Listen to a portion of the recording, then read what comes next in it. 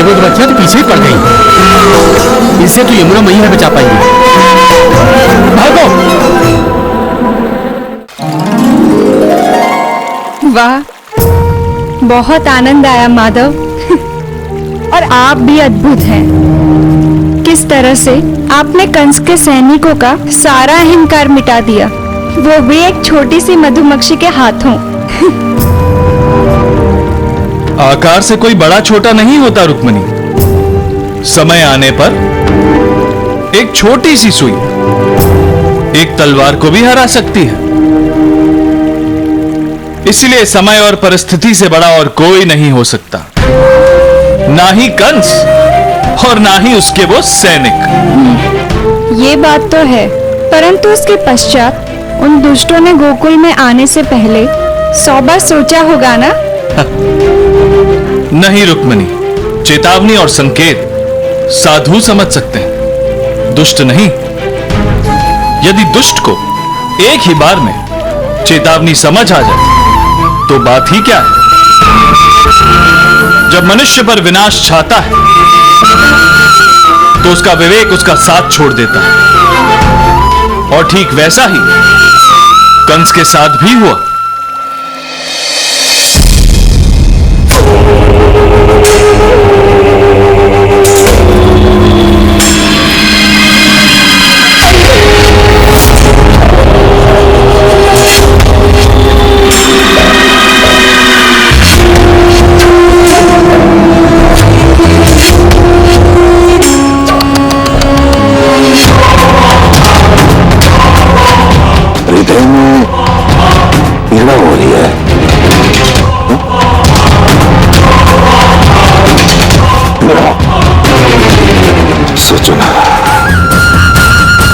शक्तिशाली, महाबलशाली कंस के सैनिक मधुमक्खियों के भय से गोकुल छोड़कर यहां आ गए।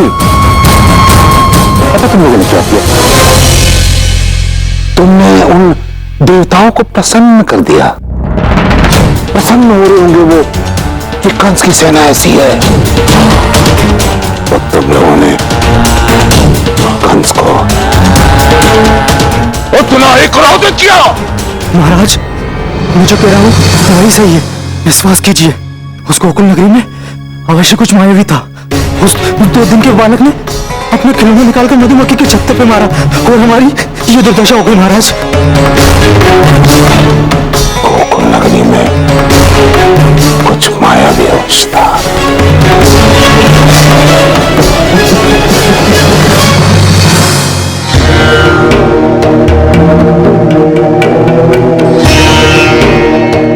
नंदराज, आपका लला तो बड़ा तेजस्वी है। आज इसने पूरे गोकुल को कंस के दुष्ट सैनिकों से बचा लिया।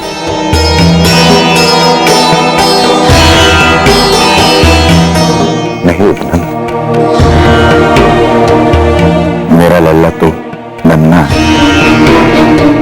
ये तो ईश्वर की कृपा है जिन्होंने आज हम सब की रक्षा की, गोकुल के सारे शिशुओं की रक्षा, मेरे लल्ला की रक्षा।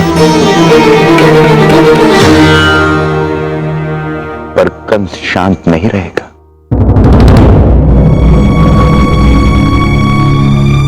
हमें गोकुल को किसी भी अनहोनी से बचाना होगा। गोकुल की सुरक्षा बढ़ा दो और सारे गोकुल वासियों को सचेत कर दो कि सावधान, संकट अभी टला नहीं। संकट अभी टला नहीं है, परंतु क्यों नंदराज? क्योंकि कंस के सैनिक वापस उसके पास जाएंगे, कंस को सारी बात बताएंगे, और उसके बाद जो विपत्ति आएगी वो बहुत भयंकर होगी, बहुत भयंकर।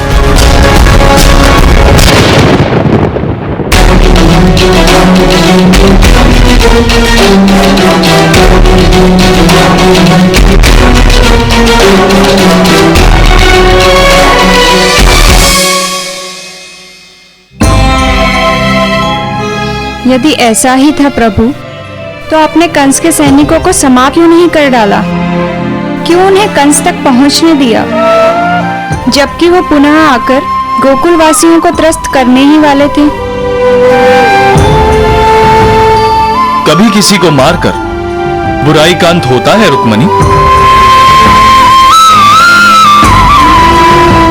यदि मैं उन सैनिकों को मार भी देता तो कंस और सैनिक भेज देता।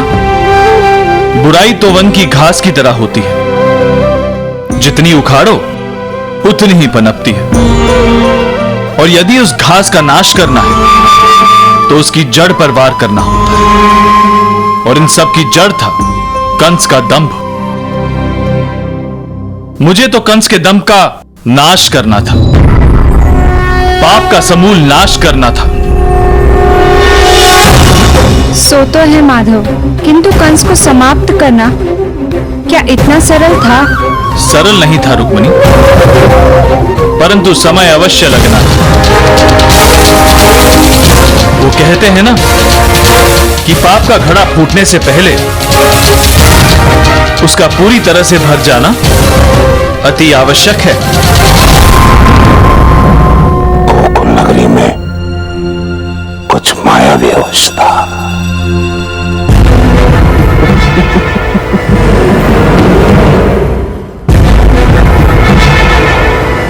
मैं प्रसन्न हुआ, मेरा मन प्रफुल्लित हुआ। जानते हो क्यों? मुझे मेरे काल का पता चल गया। मेरा काल, मुझे पता तो चला कि मेरा काल यही मेरे राज्य में गोकुल में है।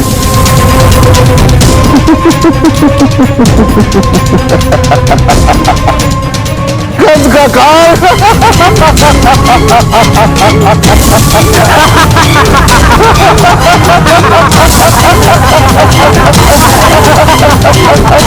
प्रसन्न हुआ मैं।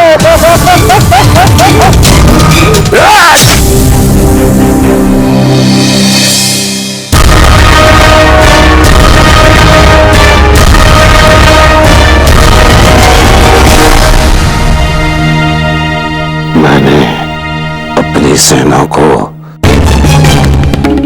अपने काल को मारने के लिए भेजा था, परंतु मेरी सेना।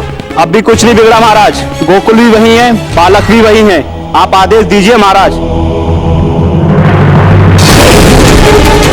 अपने काल को काल के काल में कैसे फंसाना है ये मैं भली भांति जानता हूं। मायावी का सामना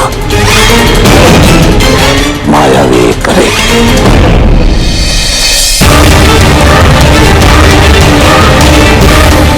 उतना उतना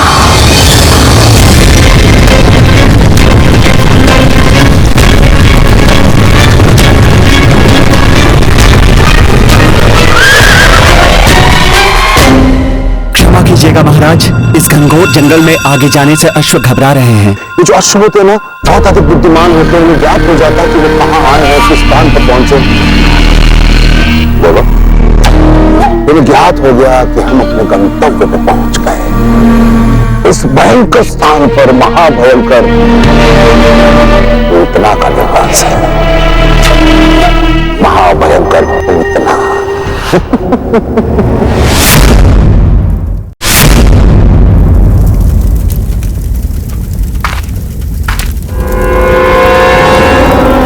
पूतना,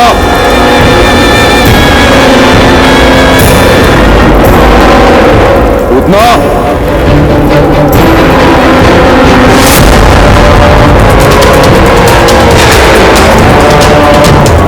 पूतना,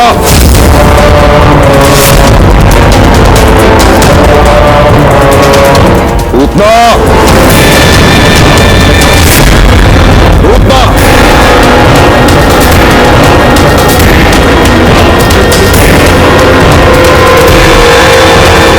मथुरा नरेश कंस, यहाँ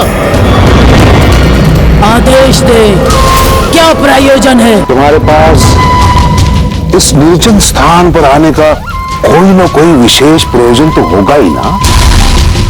मुझे तुम्हारी सहायता की आवश्यकता है। तो शीघ्र अतिशीघ्र, मेरे पास समय बहुत कम है। स्वयं महाराज कंस यहाँ पधारे हैं। प्रतीत होता है अत्यंत ही कोई महत्वपूर्ण कार्य है। आज्ञा दे, यदि मैं आपके किसी काम आ सकी तो स्वयं को बहुत धन्य समझूंगी मैं। आपके बहुत उपकार है मुझ पर और मेरे भ्राता बकासुर पर। आदेश कीजिए, मैं आपके उपकार का ऋण चुकाऊंगी।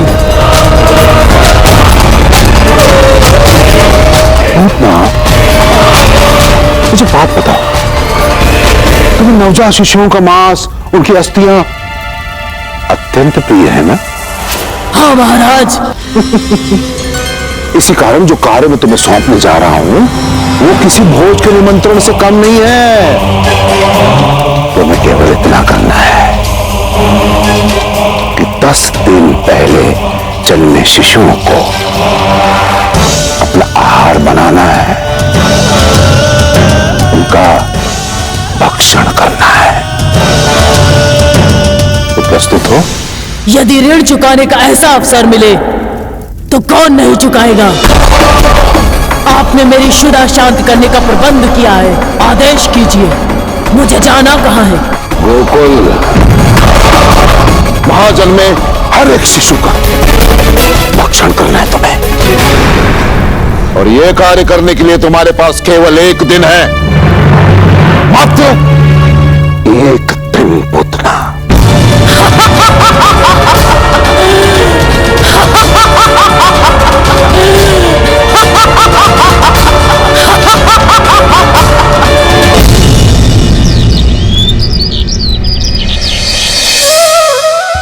लल्ला, यशोदा, देखना, बड़ा होकर हमारा लल्ला जग में खूब प्रसिद्धि पाएगा। हाँ हाँ नंदराय जी, किंतु आप अपने बालक का कुछ नाम तो रख लीजिए। लल्ला लल्ला सुनकर ये भी अब थक गया होगा। सुनिए, हमें अपने लल्ला का सुंदर सा नाम रख देना चाहिए। हाँ यशोदा, मैंने पंडित जी से कहलवा दिया है कि एक शुभ मुहूर्त देखकर हमारे लल्ला का नामकरण कर दे। किंतु एक दुविधा है। कैसी दुविधा आ रही? हम अपने लल्ला का नामकरण खूब धूमधाम से करना चाहते हैं, किंतु पिछले दिनों कंस के सैनिकों का उत्पात देखकर हमें भय है कि कहीं महोत्सव की भनक पड़ते ही वे लोग फिर से न लौट आए।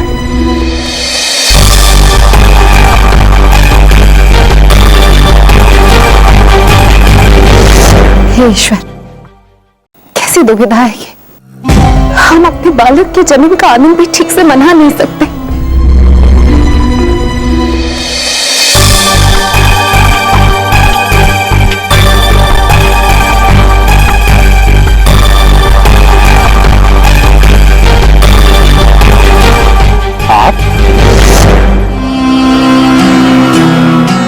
मेरे मन में उन दुष्टों का आतंक सा बैठ गया। नंदराज, क्या हुआ उपनंद? इतने विचलित क्यों हो? क्या कंस के सैनिक फिर लौट आए? नहीं नंदराज, कंस के सैनिक नहीं आए। गर्गाचार्य जी आपसे मिलना चाहते हैं। आचार्य गर्गाचार्य जी?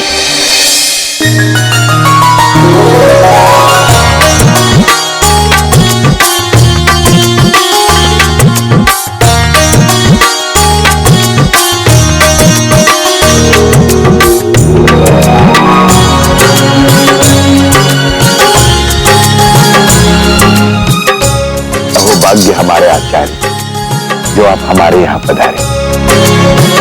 नहीं नंदराज, ये असत्य है। मैं यहां आया नहीं, मुझे यहां लाया गया है।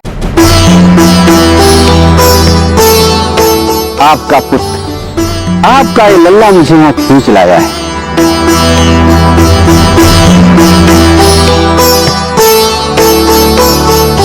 मैं कुछ समझा नहीं आचार्य। तो अब समझ लो नंदराज, मैं यहाँ पास के गांव बरसाने में आया था। वहाँ आपके लल्ला की अद्भुत छवि का वर्णन सबके मुंह से सुनकर रहा न गया। मेरे मन में एक उत्कंठा जगी इसे देखने की। बस इसीलिए बरबस गोकुल की राह पकड़ ली और खींचा चला आया। चलिए, लल्ला के बहाने ही सही आपने हम पर कृपा तो की। अब हम इस सुअवसर को चूकने नहीं देंगे।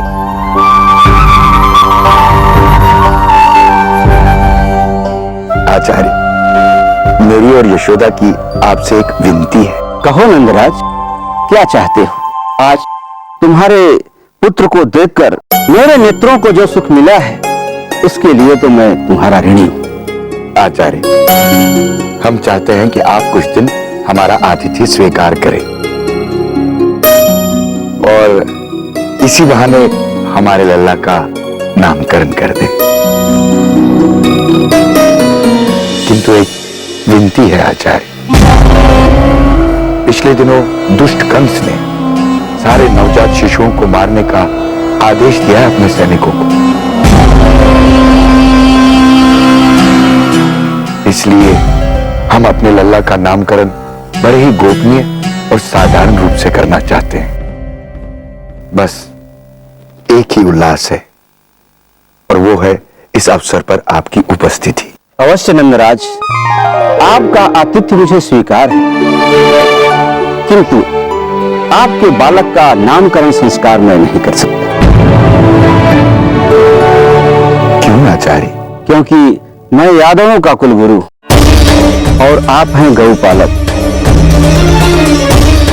इसलिए आपके बालक का नामकरण संस्कार करना मेरे अधिकार में नहीं। परंतु आचार्य, कोई बात नहीं यशोदा, हम अपनी सुविधा के लिए आचार्य को दुविधा में क्यों डालें? आपका निर्णय हमें स्वीकार है आचार्य।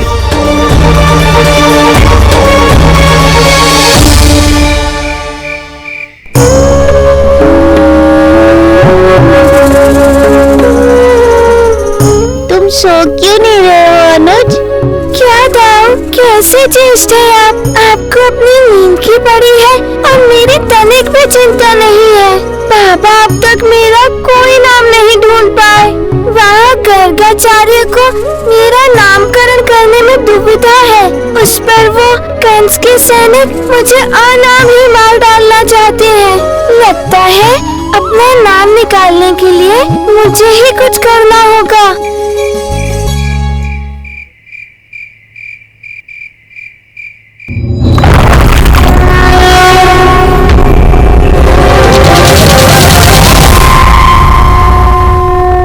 नारायण,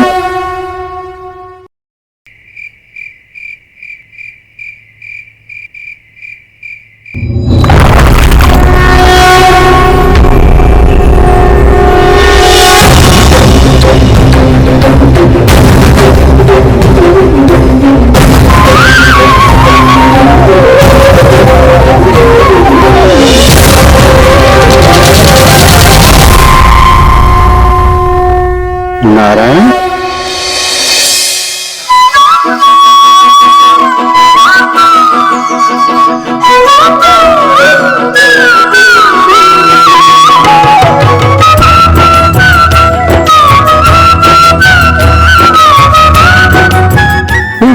क्या हो रहा है? कोई दृष्टिभ्रम है या कोई लीला है प्रभु की?